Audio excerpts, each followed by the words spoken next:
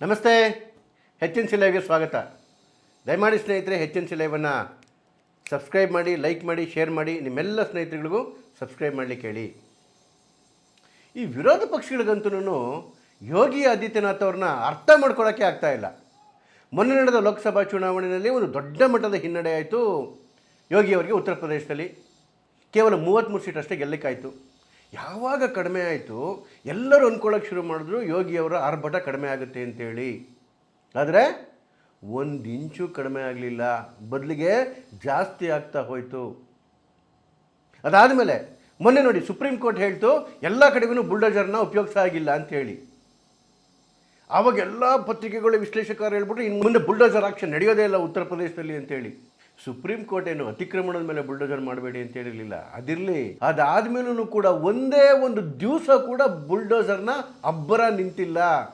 ದಿವಸ ನಡೀತಾ ಇದೆ ಉತ್ತರ ಪ್ರದೇಶದಲ್ಲಿ ನೋಡಿ. ಆಮೇಲೆ ಉತ್ತರ ಪ್ರದೇಶದ ಉಪಚುನಾವಣೆ ನಡೀತು. ಅದರಲ್ಲಿ 9ರಲ್ಲಿ 7 ಸೀಟನ್ನು ಗೆದ್ಕೊಂಡ್ಬಂದರು ಯೋಗಿಯವರು. ಹೆಡೆಮುರಿ ಕಟ್ತಕ್ಕಂತಹ ಕೆಲಸ ನಿತ್ಯ ನಡೀತಾ ಇದೆ. ಈಗ ಅವರ ರೌದ್ರ ರೂಪದ ದರ್ಶನ ಆಗಿರ್ತಕ್ಕಂಥದ್ದು ಸಂಬಲ್ನಲ್ಲಿ ನೋಡಿ. ಸಂಬಲ್ಲು ಯಾಕೆ ತುಂಬ ಇಂಪಾರ್ಟೆಂಟ್ ಅಂತ ಹೇಳಿದ್ರೆ, ಭಾರತದ ಸ್ವಾತಂತ್ರ್ಯದ ನಂತರ ರಾಜನೈತಿಕ ಮತ್ತು ಸಾಂಸ್ಕೃತಿಕ ಜೀವನದ ಅತಿ ದೊಡ್ಡ ಘಟನೆ ಸಂಬಲ್ ಅಂತ ಹೇಳ್ಬೋದು. ಕಾಶಿ, ಮಥುರಾ, ಅಯೋಧ್ಯೆಗಿಂತನೂ ಅತ್ಯಂತ ದೊಡ್ಡ ಮಟ್ಟದ ಘಟನೆ. ಯಾಕೆ ಅಂತ ಹೇಳಿದ್ರೆ, ಕಾಶಿ, ಮಥುರಾ ಮತ್ತು ಅಯೋಧ್ಯೆಯಲ್ಲಿ ಕೇವಲ ಜಿಹಾದಿ ಘಟನೆಗಳಾಗಿತ್ತು. ಆದರೆ ಕಾಶ್ಮೀರದ ನಂತರ ಇಡೀ ಹಿಂದೂ ಸಮುದಾಯವನ್ನು ಸುಟ್ಟು ಹತ್ಯೆ ಮಾಡಿ ಓಡಿಸಿರ್ತಕ್ಕಂಥ ಘಟನೆ ಸಂಬಲ್ ಬಿಟ್ಟು ಬೇರೆ ಎಲ್ಲೂ ನಡೆದಿರಲಿಲ್ಲ. ಕಾಶ್ಮೀರದಲ್ಲಿ ಯಾವ ರೀತಿ ಕಾಶ್ಮೀರಿ ಹಿಂದೂಗಳನ್ನು ಅತ್ಯಾಚಾರ ಮಾಡಿ ಸುಟ್ಟು ಕೊಂದು ಉಳಿದವನ್ನ ಅಲ್ಲಿಂದ ಓಡಿಸಲಾಯಿತು, ಇಡೀ ಪ್ರದೇಶ ಮುಸಲ್ಮಾನ್ ಮನೆಯಾಯಿತು, ಅದೇ ರೀತಿ ಸಂಬಲ್ನಲ್ಲೂ ಕೂಡ ಅಳಿದುಳಿದ ಹಿಂದೂಗಳನ್ನು ಸುಟ್ಟು ಹತ್ಯೆ ಮಾಡಿ ಅತ್ಯಾಚಾರ ಮಾಡಿ ಮತ್ತು ಉಳಿದವರನ್ನು ಅಲ್ಲಿಂದ ಓಡಿಸಲಾಯಿತು. ಇವತ್ತು ಸಂಬಲಲ್ಲಿ 85% ಮುಸ್ಲಿಮ್ಸ್ ಇರೋದು. ಇಲ್ಲವೇ ಇಲ್ಲ ಹಿಂದೂಗಳು. ಯಾವ ರೀತಿ ನರಮೇಧಗಳು ನಡೆದವು ಅಂತ ಹೇಳಿದ್ರೆ, 1978ರಲ್ಲಿ ನಡೆದಂತಹ ದಂಗೆ ಒಳಗಡೆಗೆ 158 ಜನ ಹಿಂದೂಗಳನ್ನು ಜೀವಂತವಾಗಿ ಸುಟ್ಟಾಕಿದ್ರು. ಇಡೀ ಸರ್ಕಾರ ಅವ್ರ ಜೊತೆ ನಿಂತಿತ್ತು, ದಂಗೆಕೋರರ ಜೊತೆಗೆ. ಅಳಿದುಳಿದ ಹಿಂದೂಗಳು ಮನೆ, ಮಠ, ಆಸ್ತಿ ಎಲ್ಲವನ್ನು ಬಿಟ್ಟು ಓಡೋದ್ರು. ಇವತ್ತವರೆಗೂ ವಾಪಸ್ ಬರೋಕ್ಕಾಗಿಲ್ಲ ಸಂಬಲ್ಗೆ. ನೋಡಿ, ಸಂಬಲ್ ಹಿಂದೂಗಳಿಗೆ ಎಂಥ ಪವಿತ್ರ ಕ್ಷೇತ್ರ ಅಂತ ಹೇಳಿದ್ರೆ, ಏನು ವಿಷ್ಣುವಿನ 12ನೇ ಅವತಾರ ಇದೆಯಲ್ಲ ಕಲ್ಕಿ, ಅದರ ಅವತಾರ ಆಗೋದು ಸಂಬಲ್ನಲ್ಲಿ ಅಂತ ಹೇಳ್ತಾರೆ. ಅಂತಹ ಸಂಬಲಲ್ಲಿ ಒಂದಷ್ಟು ಘಟನೆಗಳು ನಡೆದು ಈಚೆ ಕಡೆಗೆ. ಅಲ್ಲಿ ಒಂದು ದೇವಸ್ಥಾನದ ಮೇಲೆ ಮಸೀದಿ ಕಟ್ಟಲಾಗಿತ್ತು. ಇಡೀ ಕಟ್ಟಡ ಸ್ವಾತಂತ್ರ್ಯ ಪೂರ್ವದಿಂದನೂ 1930ರ ದಶಕದಿಂದನೂ ಕೂಡ archaeological survey of India department ಕೆಳಗಡೆಗಿತ್ತು. ಯಾವ ಮುಸಲ್ಮಾನರಿಗೂ ಒಳಪಟ್ಟಿರಲಿಲ್ಲ, ಯಾವ ಹಿಂದೂಗಳಿಗೂ ಒಳಪಟ್ಟಿರಲಿಲ್ಲ. ಪುರಾತತ್ವ ಇಲಾಖೆ ಕೆಳಗಡೆಗಿತ್ತು. ಆ ಪುರಾತತ್ವ ಇಲಾಖೆಯ ಕೆಳಗಡೆ ಇದ್ದಂತಹ ಆ ಕಟ್ಟಡಕ್ಕೆ ಸರ್ವೆ ಮಾಡಬೇಕು ಅಂತೇಳಿ ಕೋರ್ಟ್ ಆದೇಶ ಮಾಡ್ತು. ಅದು ಸರ್ವೆ ಮಾಡೋರು ಬಂದಾಗ ಮತ್ತೆ ಈ ಜಿಹಾದಿ ಮನಸ್ಥಿತಿಯವರು ಭುಗಿಲದ್ದು ಕಲ್ತುರಾಟ ಶುರುವಾಯಿತು. ಸಂಬಾಲಲ್ಲಿ ಬೆಂಕಿ ಹಚ್ಚಿದ್ರು, ಗಲಭೆ ಮಾಡಿದ್ರು, ದೊಂಬಿ ಎಬ್ಬರಿಸಿದ್ರು. ಅದ್ರ ಹಿಂದೆ ಇದ್ದಿದ್ದು ಆ ಸಂಬಲ್ನ MP ಜಿಯಾವುರ್ ರೆಹಮಾನ್, ಸಮಾಜವಾದಿ ಪಾರ್ಟಿಯ ಸಂಸದ. ಪಾಪ ಮರ್ತುಬಿಟ್ಟಿದ್ದ ಅವನು. ಸಂಬಲ್ ಇರೋದು UPನಲ್ಲಿ ಅಂತೇಳಿ, UP ಇರೋದು ಯೋಗಿ ಕೈಯಲ್ಲಿ ಅಂತೇಳಿ ಶುರು ಹಚ್ಕೊಂಡ್ರು ನೋಡಿ ಯೋಗಿ. ಇಡೀ ಸಂಬಲ್ನ ಗಲಾಟೆ ಕಂಟ್ರೋಲಿಗೆ ಬಂತು. ಜಿಯಾವುರ್ ರೆಹಮಾನ್ ಮೇಲೆ FIR ಫೈಲ್ ಆಯಿತು. ಇವತ್ತು ಬೇಲ್ಗೋಸ್ಕರ ಪರದಾಡ್ತಾ ಇದ್ದಾನೆ ಡೆಲ್ಲಿಗೆಲ್ಲ ಓಡಾಡಿಕೊಂಡು. ಅಷ್ಟಕ್ಕೆ ಬಿಡಲಿಲ್ಲ, ಎಂತೆಂಥ ಗಟ್ಟಿ ಆಫೀಸರ್ಗಳು ಅಲ್ಲಿ ಕಂಟ್ರೋಲಿಗೆ ತೊಗೊಂಡಿದ್ದು ಅಂತ ಹೇಳಿದ್ರೆ, ಅಲ್ಲಿನ Moradabad commissioner Anjaneya Kumar Singh, SP Rajendra Pensiya, police commissioner Vishnukumar Bansoi ಮತ್ತು deputy superintendent of police Anuj Chaudhary. ಈ ಅನುಜ್ ಚೌಧರಿ ಅಂತೂ ಇವತ್ತು ಜನರ ಕಣ್ಣಲ್ಲಿ ಹೀರೋ ಆಗಿಬಿಟ್ಟಿದ್ದಾರೆ ನೋಡಿ. ಏನಾಯಿತು ಅಂತ ಹೇಳಿದ್ರೆ, ಈ ಗಲಾಟೆ ಕಡಿಮೆ ಮಾಡೋಕ್ಕೆ ಹೋದಾಗ ಈ ಸುತ್ತ ಮಸೀದಿಗಳಲ್ಲಿ ಮೈಕ್ನ ಕರ್ಕಶ ಸೌಂಡ್ ಕೇಳಿಸ್ತಾ ಇತ್ತು. ಹೋಗಿ ಅದನ್ನು ಕೂಗಬೇಡಿ, ಆ ಮೈಕ್ನ ಆಫ್ ಮಾಡಿ ಅಂತ ಹೇಳಿದ್ರು. ಆದರೆ ನಿಲ್ಲಿಸ್ತಾರ ಅವರು, ನಮ್ಮನ್ನೇ ಅವರು ಕೇಳೋರು ಅಂತೇಳಿ. ಆಗೇನು ಮಾಡಿದ್ರು ಅನುಜ್ ಚೌಧರಿ, ಹೋಗಿ ಆ ಮೈಕ್ಗಳನ್ನ ಕಿತ್ತಾಕಿದ್ರು.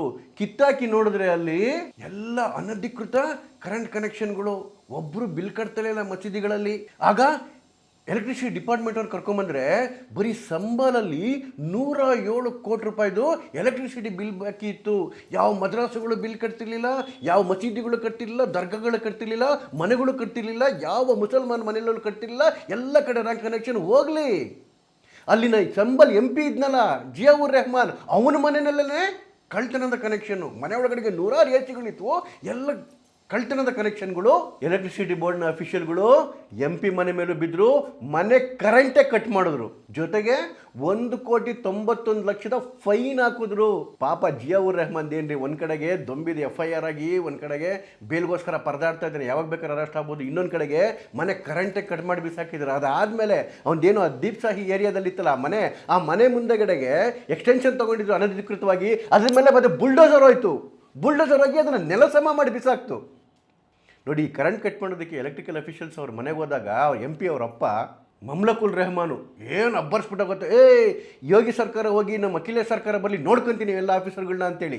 ಈಗ ಅವ್ರ ಮೇಲೂ FIR ಬಿದ್ದಿದೆ, ಅವರಪ್ಪನ ಮೇಲೂ. ಅವ್ರಿಗೆ ಎಂಥ ಕಿರಾತಕ ವಂಶ ಅಂತ ಹೇಳಿದ್ರೆ, ಈಗೇನು ಪ್ರೆಸಿಡೆಂಟ್ MP ದಲ್ಲಿ ಇವ್ರ ತಾತನೂ ಕೂಡ ಸಂಬಲ್ನ MP ಆಗಿದ್ದ, ಶಫೀಕುರ್ ರೆಹಮಾನ್ ಅಂತೇಳಿ, ಶಫೀಕುರ್ ರೆಹಮಾನ್ ಬರ್ಕ್ ಅಂತ. ಇವು ಎಂಥ ಪಾತಕಿ ಅಂತ ಹೇಳಿದ್ರೆ, ಪಾರ್ಲಿಮೆಂಟ್ ಒಳಗಡೆಗೆ ಒಂದೇ ಮಾತ್ರ ಮಾಡ್ತಿರ್ಲಿಲ್ಲ, ಇದು ಇಸ್ಲಾಂನ ವಿರುದ್ಧ ಅಂತೇಳಿ ಒಂದೇ ಮಾತ್ರ ಟೈಮ್ ಬಂದಿದ್ರೆ ಆಚೆ ಕಡೆಗೆ ಹೋಗ್ತಾ ಇದ್ದ. ರಾಮ ಮಂದಿರಕ್ಕೆ ವಿರೋಧ ಮಾಡಿದವನು ಅತಿ ಹೆಚ್ಚು ಇವನೇನೇನೆ. ಅಂಥವನ ಮಗ ಈಗ ಸಂಸದ ಅಲ್ಲಿ ಯೋಗಿ ಕೆಲ್ಸಕ್ಕೆ ಪರದಾಡ್ತಾ ಇದ್ದಾನೆ. ಈಗ ಒಂದು ಕಡೆಗೆ ಮನೆ ಮೇಲೆ ಬುಲ್ಡೋಸರ್ ಆಗಿದೆ, ಇನ್ನೊಂದು ಕಡೆಗೆ FIR ಗಲಾಟೆ FIR ಒಳಗಡೆಗೆ ಬೇಲ್ ಸಿಗ್ತಾ ಇಲ್ಲ, ಮತ್ತೊಂದು ಕಡೆಗೆ ಮನೆಗೆ ಎಲೆಕ್ಟ್ರಿಸಿಟಿ ಕಟ್ ಮಾಡಿ ಬಿಸಾಕಿದ್ದಾರೆ, ಮೇಲ್ಗಡೆಗೆ ಅಥವಾ 2 ಕೋಟಿ ರೂಪಾಯಿ ಫೈನ್ ಬೇರೆ. ಎಲ್ಲ ಮಸೀದಿಗಳ ಎಲೆಕ್ಟ್ರಿಕಲ್ ಕನೆಕ್ಷನ್ಸ್ ಎಲ್ಲ ಕಟ್ ಮಾಡಿ ಬಿಸಾಕಿದ್ದಾರೆ. ಜೊತೆಗೆ ಈ ಎಲೆಕ್ಟ್ರಿಸಿಟಿ ಎಲ್ಲೆಲ್ಲಿ ಕದ್ದವ್ರೆ ಅಂತ ಹುಡ್ಕೊಂಡು ಹೋದಾಗ ಮುಚ್ಚಿಟ್ಟಿದ್ದಂತಹ ದೇವಸ್ಥಾನಗಳು ಸಿಕ್ಕಿದ್ದಾವೆ. ಮೊನ್ನೆ ಸುಮಾರು 400-500 ವರ್ಷ ಇತಿಹಾಸ ಇರ್ತಕ್ಕಂತಹ ಶಿವನ ಮತ್ತು ಆಂಜನೇಯನ ದೇವಸ್ಥಾನ ಸಿಕ್ತು, ನೀವೆಲ್ಲ TVನಲ್ಲಿ ನೋಡಿರ್ಬೋದು. ಈಗ ಅಲ್ಲಿ ಪೂಜೆ ಶುರುವಾಗಿದೆ, ಇಡೀ ರಸ್ತೆನ ಕ್ಲಿಯರ್ ಮಾಡಿಬಿಟ್ಟಿದ್ದಾರೆ, CCTV ಹಾಕಿದ್ದಾರೆ, ಪೂಜಾ ಪಾಠಗಳು ಶುರುವಾಗಿದೆ ದೇವಸ್ಥಾನಗಳಲ್ಲಿ. ಮುಚ್ಚಾಕಿದಂತಹ ಬಾವಿಗಳು ಸಿಗ್ತಾ ಇದ್ದಾವೆ, ಪವಿತ್ರ ಬಾವಿಗಳು. ಅಲ್ಲಿ 68 ತೀರ್ಥಗಳಿದ್ವು. ಬಾವಿಗಳು ಆಚೆ ಬರ್ತಾ ಇದ್ದಾವೆ, ತೀರ್ಥಗಳು ಆಚೆ ಬರ್ತಾ ಇದ್ದಾವೆ, ದೇವಸ್ಥಾನಗಳು ಆಚೆ ಕಡೆ ಬರ್ತಾ ಇದ್ದಾವೆ.